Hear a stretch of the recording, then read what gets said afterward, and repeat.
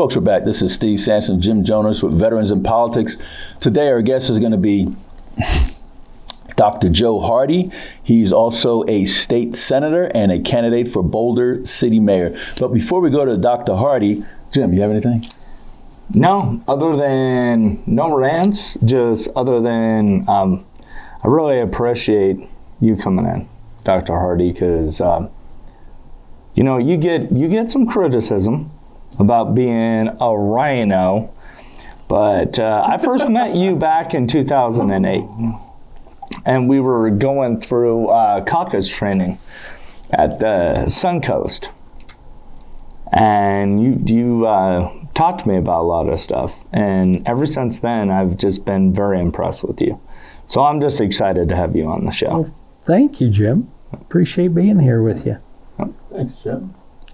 It's mighty nice to you. He doesn't talk nice about anybody. Oh, is that right? Yeah, so you're... Well, I talk nice about you. When I'm around. When I'm not around. When he's on camera. Yeah. But I have a rant, and my rant is to people that use their podcast to disrespect women, calling out of their name and telling them to suck something. And you know who you are, because I spoke to you today. Don't ever do that again. I'm telling you, don't ever do that again. Do not go on your little podcast and disrespect women like that. That is out of line, uncalled for, and that makes you a little child. And if you got a problem, come see me, and I'll talk to you about it, okay? We're gonna leave it at that. Dr. Joe Hardy, how you doing, sir? Good. Tell us a little bit about yourself. Okay, so I was born at a very early age in Reno, Nevada. It's a nice place. And loved growing up there. Okay. And had an opportunity to have a great public education. I lived about 2 blocks from UNR. Okay. And so I was familiar with catching snails in Manzanita Pond at UNR. The campus was my home. Did that keep you busy? It was a playground, a virtual playground for kids. What year was this? This was probably when I was at UNR catching snails. I was probably about 5 or 6 years old, and it was before 1960. Does that help you? Yeah. And it was after 1950. I wasn't around then. And so, I mean, it was just a great place to grow up. Okay. And what's the population back then? 2, 3, 4? Well, that's a good question. I suspect it was probably 200,000 in the greater Reno That area. Many? Maybe. In 1960? When you consider Sparks and Carson City and that whole northern Nevada, it was probably about that. Okay. It was great. The schools I went to, one of them is completely destroyed. One of them is a rec center. And when I went to junior high, I went to Trainer Junior High School. And we lived in Reno, but we were in Sparks High School District, so I went to high school in Sparks High. Ran for and succeeded becoming the junior class president and then student body president in Sparks High. So my political career started early. Right. And I've probably been interested in service even before that, but I look at public service as being service. Right. That's how I look at it. Okay. So then I have been involved with helping people and serving people ever since. All right. Well, name in what capacity? I was in the Air Force, in case you wear that hat again. He doesn't like my Marine Corps hat. Thank you for your service, by the way. Thank you, and you yours. Thank you. So I was in the Air Force, and when I was in the Air Force, I signed up as a medical student, so I was in the reserves. Okay. Signed up as a medical student, and they put me through medical school. And then when I got out of medical school, I went to residency, still in the reserves. Right. And I went to residency, went to school in St. Louis for medical school, and went to Phoenix for residency in family medicine and family practice. So I delivered babies, I helped with surgeries, I fixed broken bones, I did everything a family physician does. Right. Jill reminded me. So you're actually a physician. Yeah, a real doctor. Is a chiropractor a physician? They are a chiropractic physician. Oh, so they're called physicians? They have acquired the name of chiropractic But they can't physician. prescribe medicine, though. No. Okay. So, but I'm what we call a real doctor. How's that sound? Okay, you're a real. Yeah, I'm a real doctor. Okay. And now they're all going to be mad at me for saying that, but you know. I got to, I was in Phoenix for my residency. Okay. And then they gave us choices to consider of where we wanted to go to do our active duty. Right. So I researched them all because that's what I do. And we went to places and we talked to people. And we, How did you research them, by the way? You didn't have the internet. Well, it was I'm messing with you. Yeah. So it used to be that they had books and they had mail and they Back had, in the day. they had people. They had people. And the microfiche. Yeah. Remember those microfiche? You actually had to read and educate yourself properly. So I did talk to people. You know, Right. you'd go to medical meetings and you'd see the Air Force people there, and I talked to them. I said, "So, what's it like at this place and that?" Right. And we actually, in the olden days, we actually went Right. somewhere. So Right. I went to the places in California, for instance, and looked at them and talked to the people, and I made my list. Right. 6 places. You were allowed to have 6 choices. So I made my list in order of priority. I put it in to them and hadn't heard for a long time, where they wanted to send me. And so I gave them a call in February and I said, have you heard anything about, what is in store for me? And they said, yes, we're sending you to, I think their words were, the best kept secret in the Air Force. We're sending you to South Dakota. It's over there. I was in Phoenix. Yeah. I mean, Hot to cold. Phoenix I loved. Right. So they sent me to South Dakota. Right outside of Rapid City, right? Right. I forget the name of the Air Force base. Ellsworth. Ellsworth. My Yeah. whole, Yeah. all my relatives are going to kill me for getting that. Because half my family lives in Rapid City. The place is beautiful. Rapid City is literally beautiful. In the wintertime, too? If you go outside, it's pretty in the wintertime, too. But, they told me that it's prettier than any other mountains in the world. And, I grew up in the Sierra Nevadas and the Rockies, and I thought, well, how can you be better than that? Yeah. Well, the Black Hills of South Dakota are stunning. They call it the Black Hills. When you look at it, the grasses are verdant under all the trees, whereas in the Sierras and the Rockies, it's dirt. There's trees, but there's dirt. And the Black Hills, it's just gorgeous, just beautiful in the summer. In the summer. And then it's white in the winter. Yeah. So we spent what I call 3 winters in South Dakota. Okay.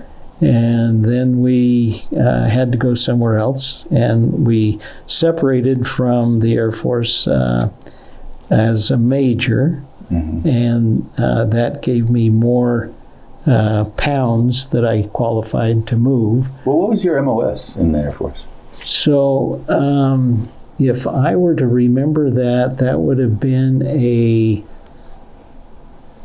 MOS. Military Occupational Specialty. I was a physician. Okay. So you were a doctor in the Air Force? Yep. Ah. Yep. So I was a physician. And so again, I delivered babies, did surgeries, was in internal medicine, took care of people in I heard ICU. somebody said that you delivered everybody in Boulder City. Is that true? Yeah. It was kind of fun because the first person I ran against in the assembly, they said, she taught everybody in Boulder City, and the comment was, well, he's delivered everybody in Boulder City. That's an exaggeration. Right. Even the person I was running against you probably delivered her. Right? Oh no. Nice try. Nice try. He said I would have dropped him. Yeah. So I mean, it was a ready-made constituency because people knew me. Right. And I didn't run for office until 1999, and we moved to Boulder City in '82. You know, Prince has a song about 1999. Yeah. All right. Yeah. Let's hear it. Here. Party like it's You can borrow my 1999. mic. He's doing it. He's doing it. I'm not singing it though. All right. Please continue, Doc. Okay. So ran for the assembly in 1999 and won. Okay. You know, when you were in your assembly, what bills did you propose? Oh, dudes. And passed. Let's hear the ones that's actual law. So let's talk about that. Yeah. Did I tell you I was a Republican yet? No, you missed that one. Okay, I'm a You Republican. probably didn't get to that part yet. So I'm a Republican, and it occurred to me that in order to be true, we probably ought to count hydro energy as renewable. You know, the rains come down, the lakes come up, the water evaporates, rains come down, Right. and when it comes into a lake called a reservoir now and goes through a little dam thing that makes electricity, and then the rains come and the waters go up, and then it recycles, right? Yeah. I mean, the ultimate recycling option. I like your little, Yeah. So visual. I said, why aren't we counting hydro energy as recyclable? So I had a simple bill that we'll just call hydro recyclable. Okay. Right? That was also that I talked about doing net metering and all of those kinds of things. But did I tell you I was a Republican? Oh, I think I heard you slightly mention it. So I was a Republican, and that didn't go over well.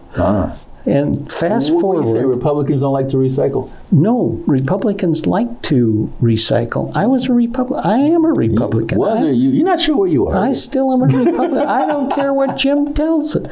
I'm still a Republican. No. I'm not saying you're not. Okay. I'm You're just saying that somebody. Oh, okay. Yeah, that's the hearsay. Okay. All right. And trust me, I'm not somebody who pays much attention to the crowd. So I get that from Steve. Yeah. Yeah, we don't pay attention to the. And I'm not a crowd anyway, so you don't have to worry about me. Had this, simple concept, and it didn't pass, which, doesn't surprise you. Who Did killed I the say bill? I was a Republican? The Republicans killed it. No. Oh. No. Did I say I was a Republican? I'm a Republican. You didn't. I don't And even I think you're have sure been. yet. Are you sure I you're have Republican? been in the minority in the legislature, except for one time in 20 years, 22 years. So I've been in the minority. So when when a freshman Republican in the assembly suggests something, You listen. I'm usually the one saying it, so they don't listen. They don't listen. Okay, so they don't listen. That's okay. So it didn't go anywhere. They didn't like it, and so it didn't go anywhere. Well, fast forward to 2021 session. Oh, that's a real That was recently, right? last session.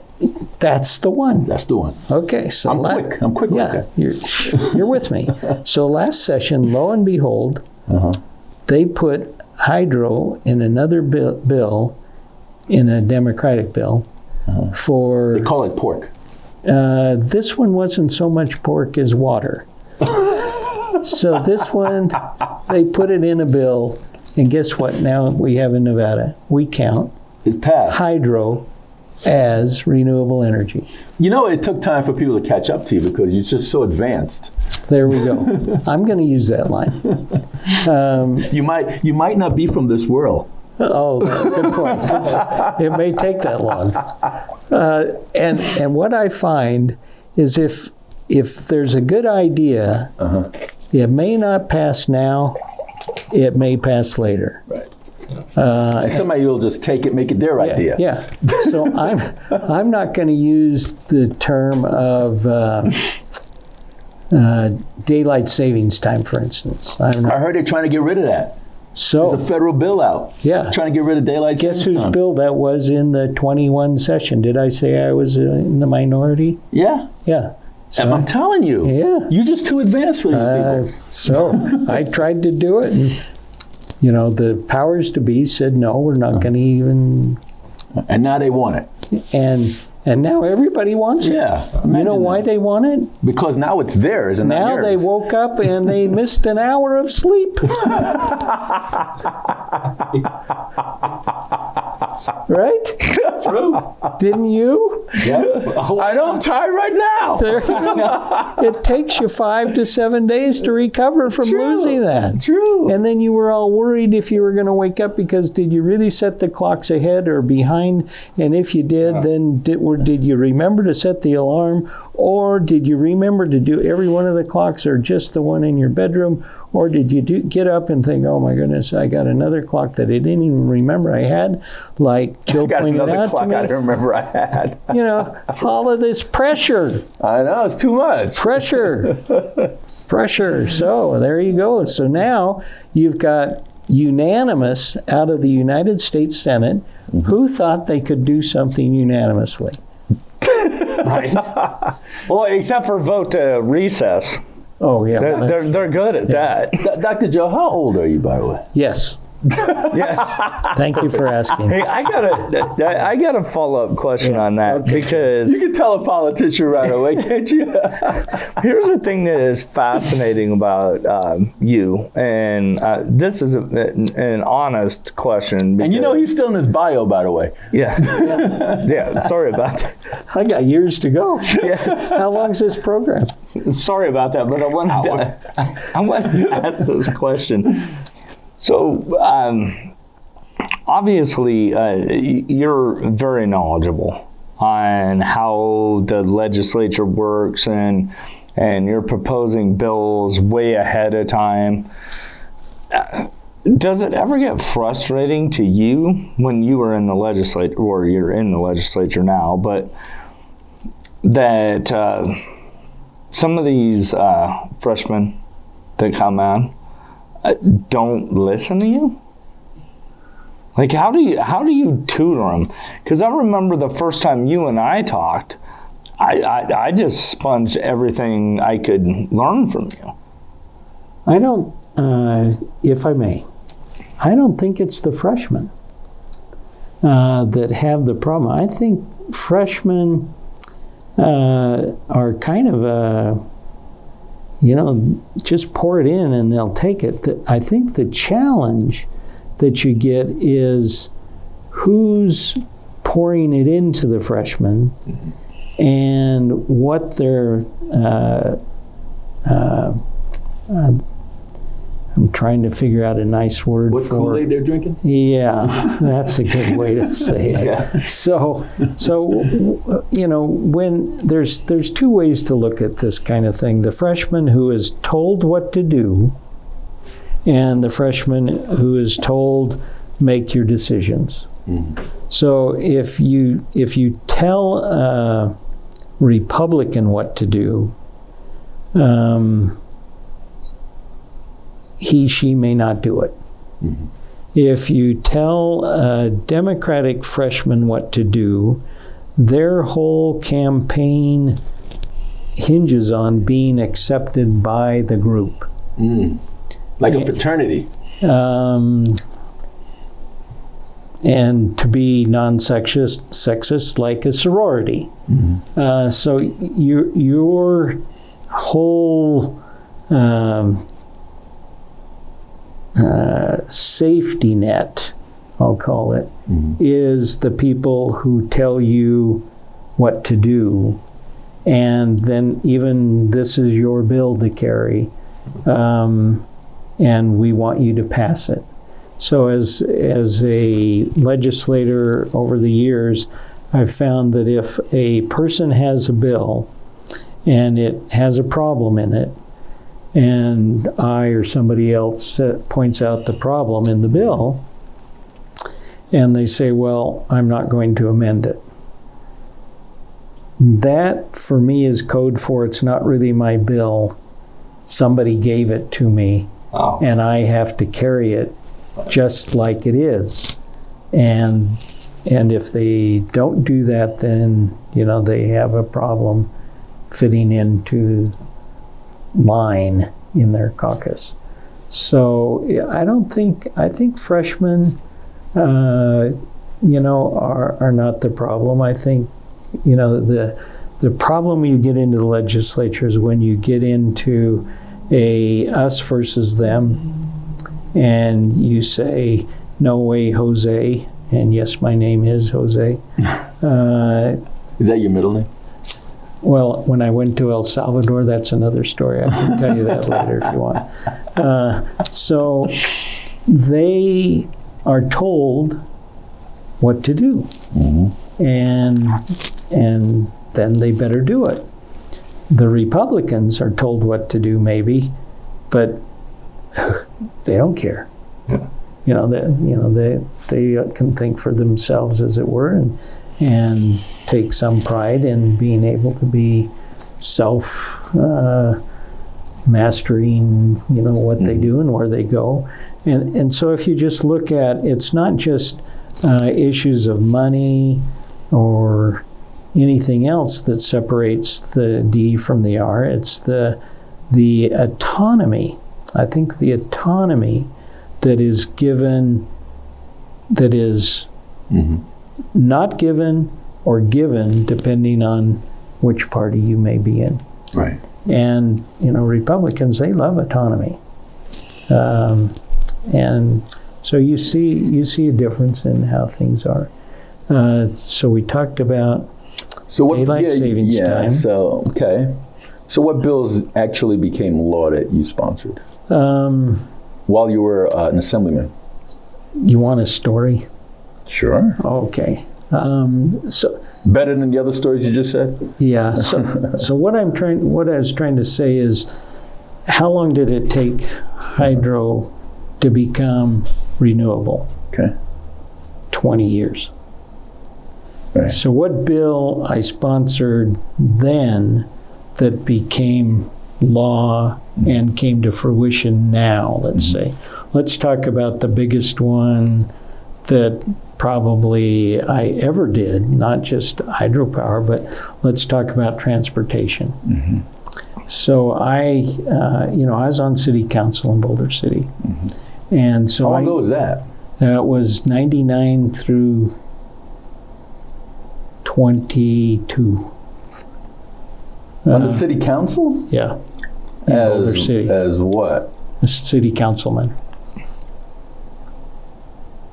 Huh? Yeah. I thought you're at the state senate right now. 1999 through 2002. 2002. Oh, I said you 22. said 2022. Yeah. 2002. I was like, what's in this water I'm drinking? You have to listen more carefully. Oh, okay. It's my fault then. Yeah, come on. Be with me here. I used Q-tips before I came on the show today. Yeah. Did they go all the way through? No. Did they go all the way through? Thank you, Jim.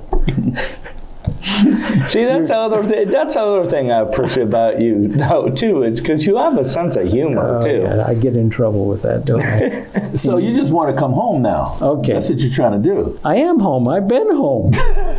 I mean, from councilman now coming mayor. So I am looking to be back on the city council as the mayor. Why? Why? Why don't you just hang out with Jill and take a cruise and go around the world? Jill likes to go to Alaska and cruise, I heard. We did a cruise to Alaska. We did that. You already did that one? And yep, we've been there, done that. Okay, he's trying to divert me, but I'm going to go with it. So we go back to France. I spent 2 years in France. Really? Yeah. Doing? I was a missionary. So we go back to France, Jill and I. Jill went separately than I did initially. But we go back to France every 46 years.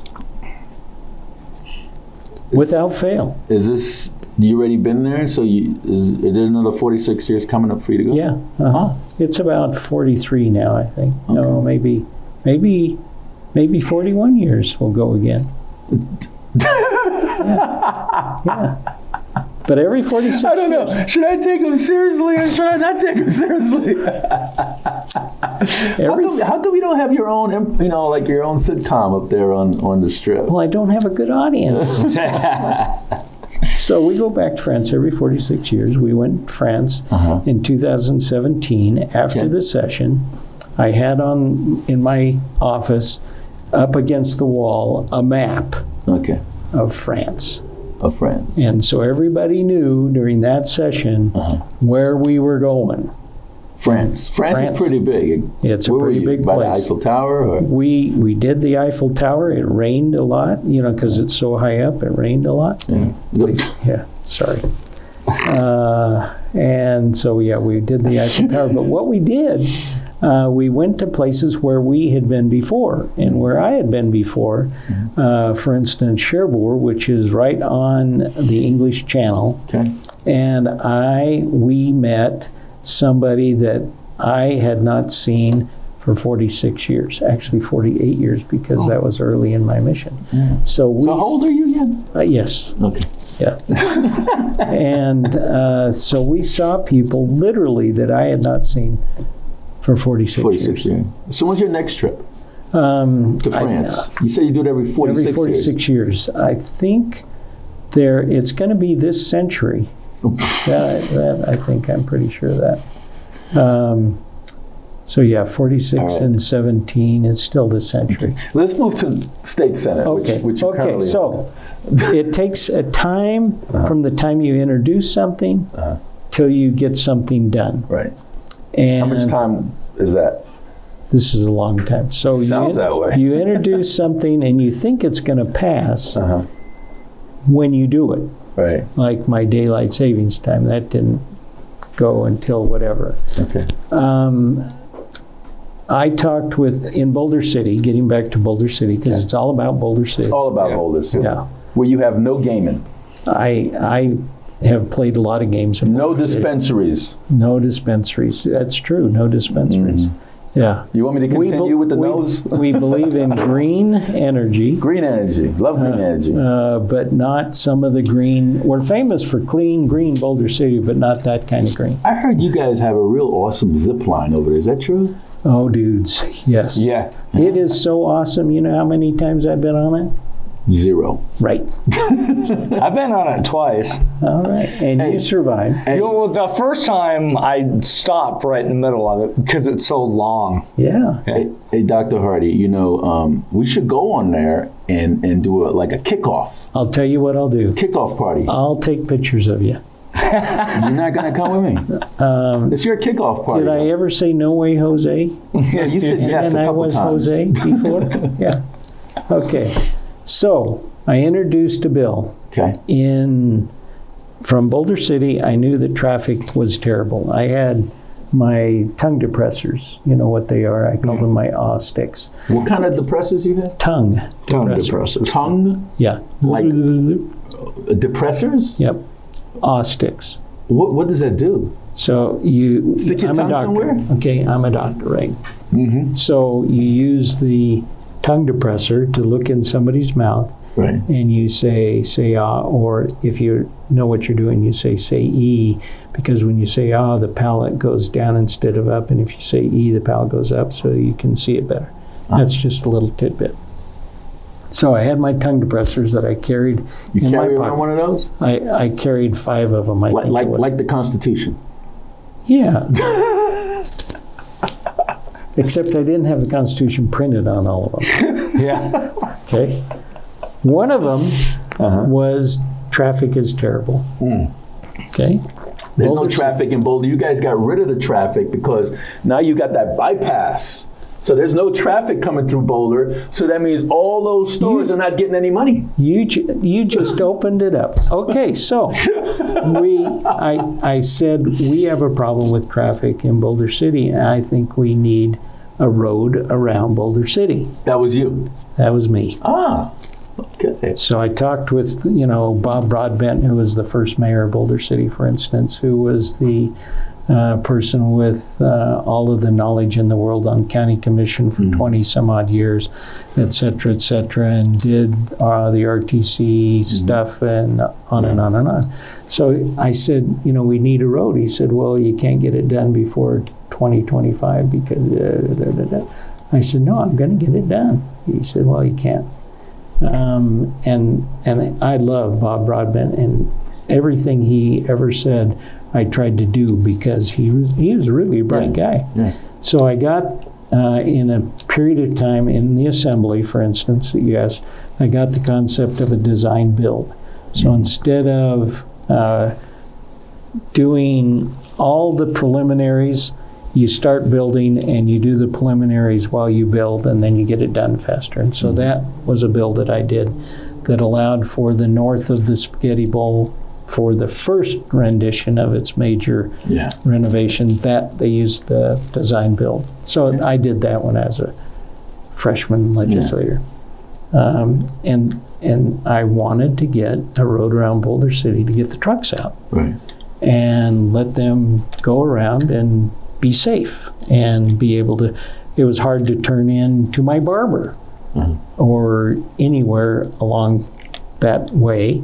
And so what was happening is some of the businesses were actually adversely affected by the traffic. Adversely. And when we got the road around Boulder City, then they improved their business because people could actually get in and out.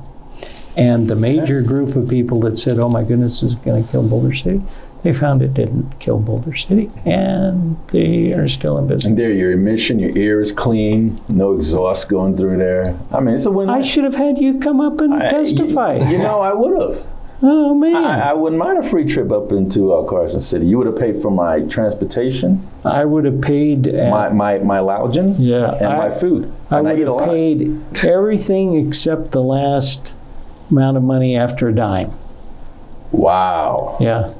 He's a true conservative. Yeah. So Dr. Hardy. Okay, so the bypass, you wonder about, right? I did. Okay, so the bypass, 2011, I think it was, and it was my first... Do you like Dr. Hardy or Senator Hardy? Joe's fine. Joe's fine? Yeah. Okay. Yeah. You're going to like Mayor Hardy even better, right, than Joe? I'm not in for the titles. In fact, was it last night? Jill and I were at a fundraiser for somebody else, and they were trying to introduce me. I said, just Joe. Just Joe. I was trying to be professional on the show. Yeah, just Joe. But, no cameras, then I'll call you Joe. Okay, sounds good. So 2011, we had a session where we needed to get the bypass done. Okay. And we had my bill. Right. And they had a conference committee that myself and John Lee and Mark Medendo, 3 senators were on, that they needed 2 signatures on that. How long ago was this? 2011. Yeah. Oh, okay. I'm like, Mark Menendo, isn't he gone from the... Yeah.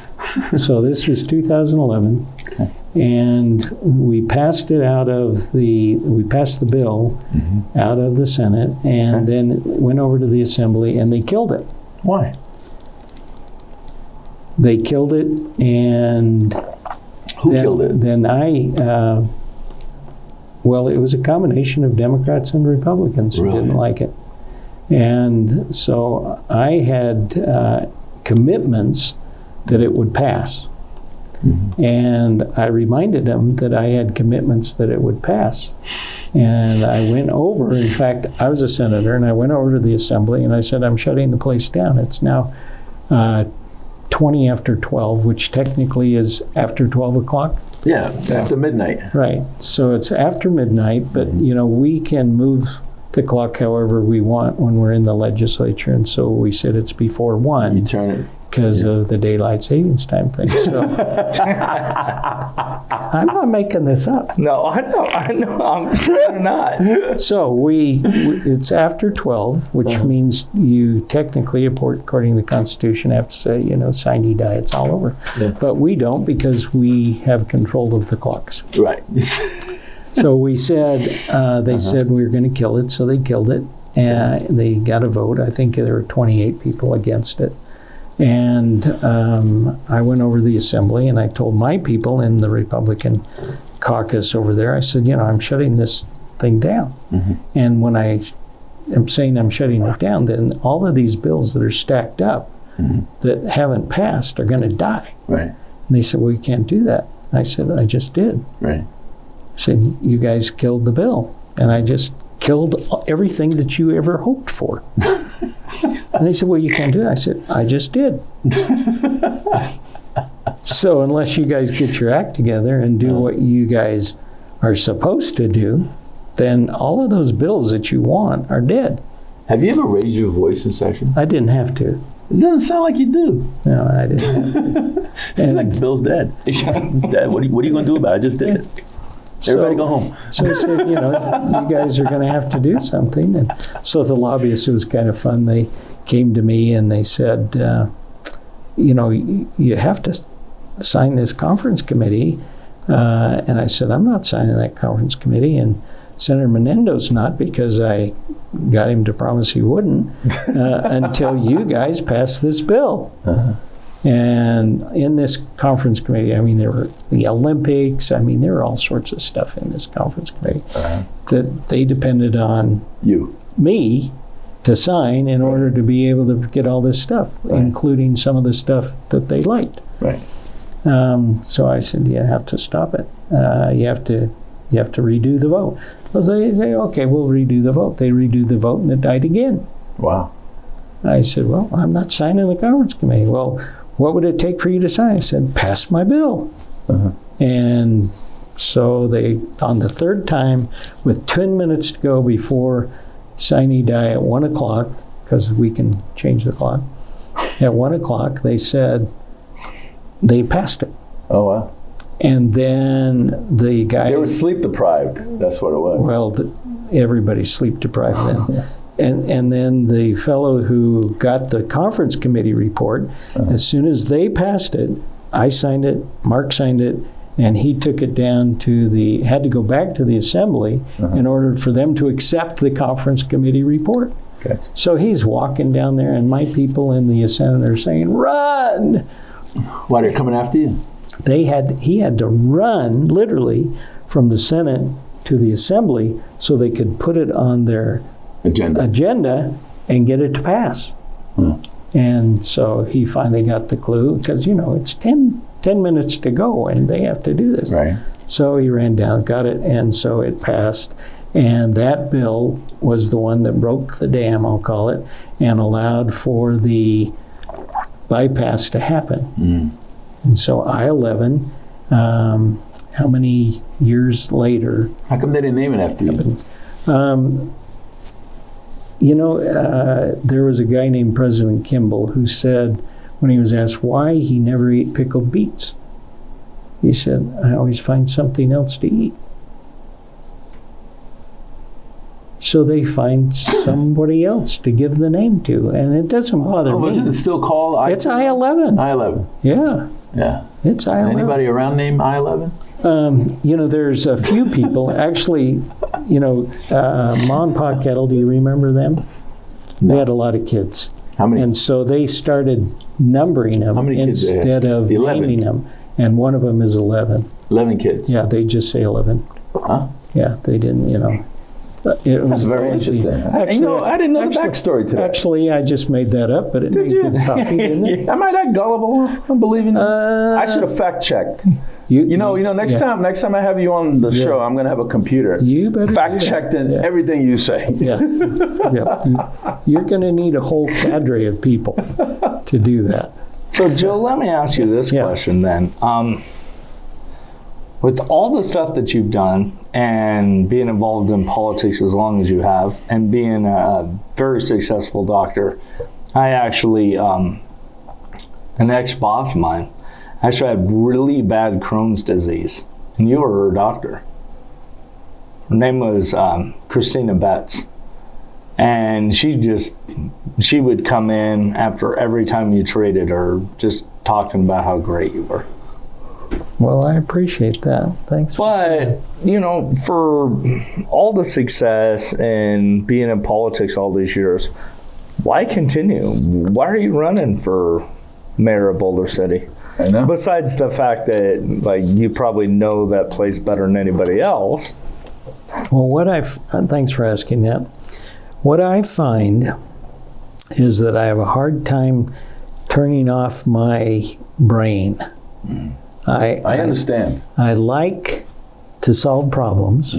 I like to help people. And when you combine the two of those, then you have two things that you can do, and they complement each other well. So I'm a physician, and I'm a public servant. And I get problems, and I get problems, and I solve problems, and I solve problems. And between the two of them, it feels good. And I care about people. I care about people medically. I care about people politically. And they're married to each other. It's hard to separate them. And I've got enough energy, and I have been there, done that, and doing it. And so I have never given up my doctor role. Right. Because now I'm, to answer your question that you didn't ask yet, is I'm teaching at Truro University as the Associate Dean of Clinical Education. Are you hanging out with Shelley Berkeley? Oh boy, she is wonderful. She does a great job. Yes. So she... You stole my line, Steve. She, at any rate, all of the third and fourth year medical students are under my team's direction. And I say my team because they do the work and I get the credit for it. So the third and fourth year medical students are the ones that are in the hospitals, in the clinics, seeing people, learning from doctors how to be a doctor. Right. And then they go to residency after they get out of medical school. So my influence, I guess I'll call it, has been magnified because I'm in a teaching facility and I get to share stories. I share stories. All right. How to be a doctor, what to do and how to do it. So it's not, it doesn't have competitive interests for me. It's the same kind of thing. I just care for people, I help people, and I like people. So as a Boulder City Mayor, what is the first thing on your agenda you like to see happen?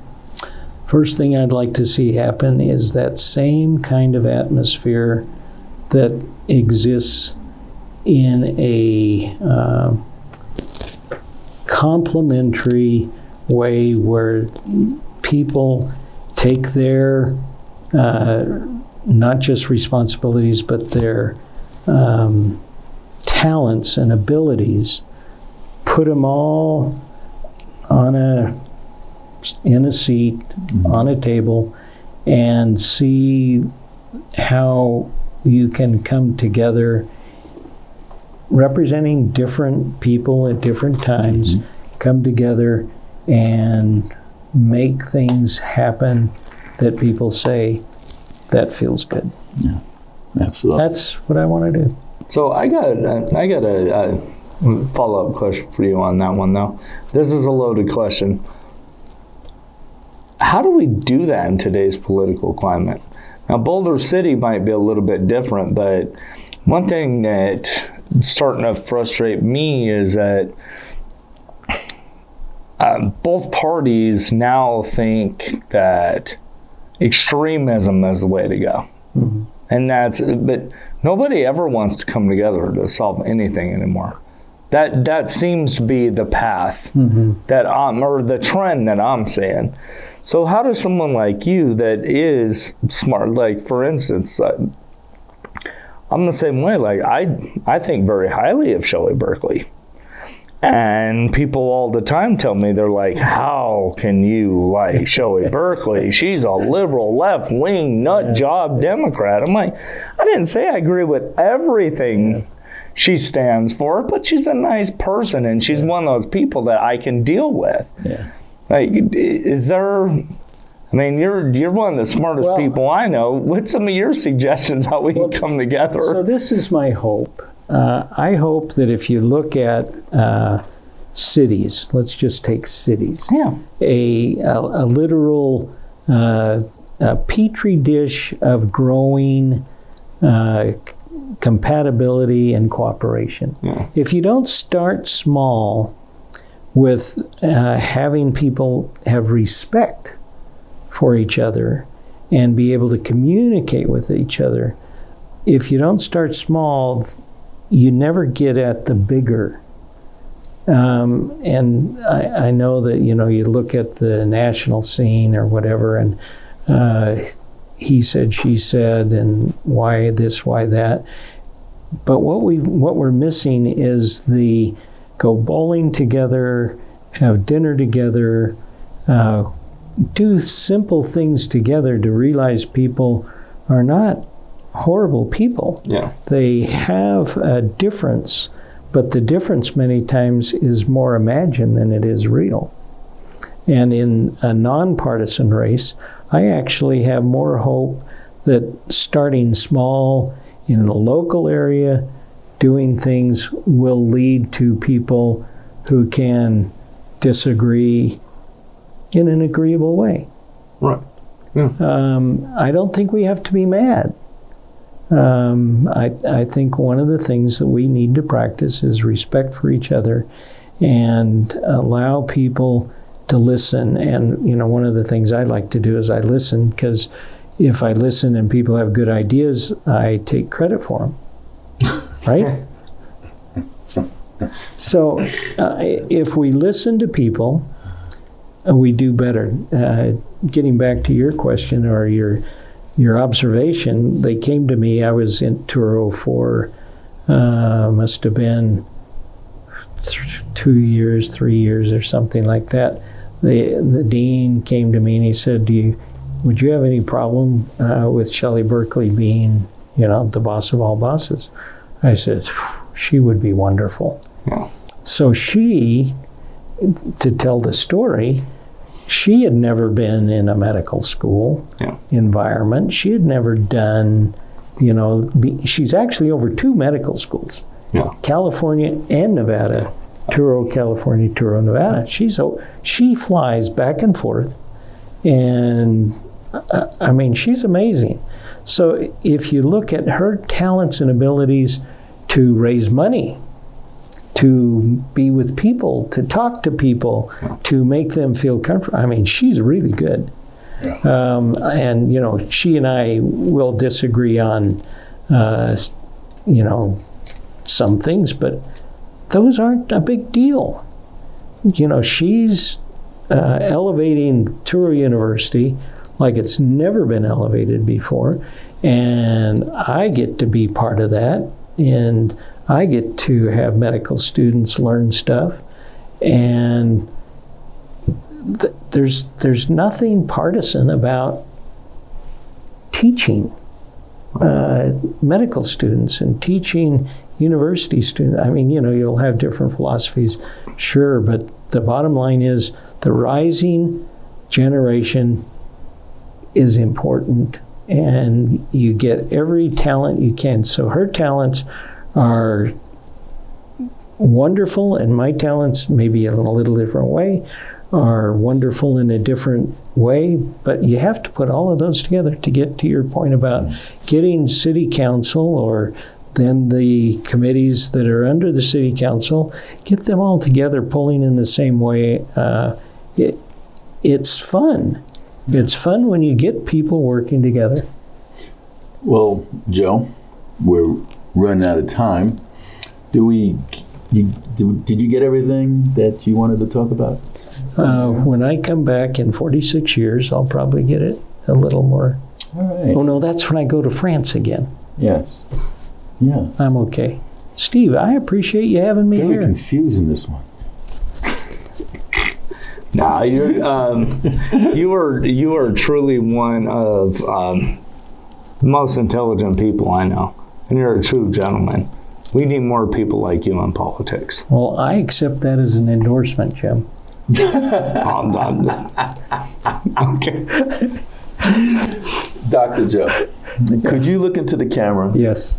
and tell folks why they should go to the polls and make you the next Boulder City Mayor and your point of contact? I am Joe Hardy. I'm running for mayor of Boulder City, and I appreciate your confidence in me, but your confidence in me is also extended to every one of the people in Boulder City who have an investment in sharing, caring, and doing things that will make the whole city better. And I am grateful for the opportunity to be here. And my phone is 702-293-7506. Well, thank you. Thank you, Dr. Joe. We really appreciate you coming out from Boulder City to be on the program. Thank you. Folks, that's Dr. Joe Hardy, Senator Hardy, and candidate for Boulder City Mayor. And we would like everybody to educate themselves before they go to the polls, because an informed body makes great politicians. So just look at it that way. This is Steve Sanchez, Jim Jones for Veterans of Politics. Until next time.